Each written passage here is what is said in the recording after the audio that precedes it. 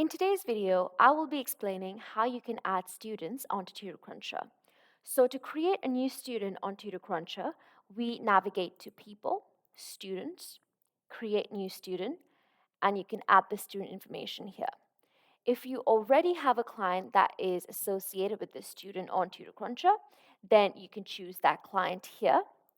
Or if you don't have a client already created for this student, then you can choose to create a new client for them. You can also add their first name, last name, and email.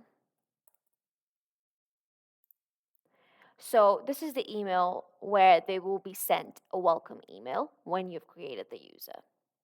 You can also add their address and contact details, as well as any extra fields that they might have, including their gender, date of birth, etc.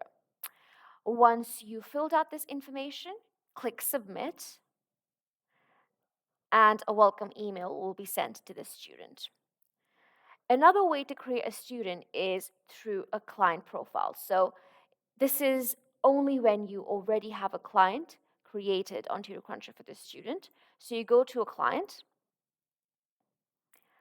and here you have the option to add a student.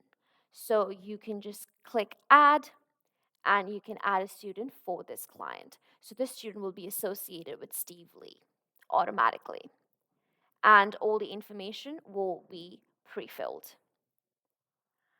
Now, for example, you have a client on TutorCruncher and you want to add that client as a student because that client is paying for themselves. Let's say it's a university student who is going for a language class and they are paying for their own classes.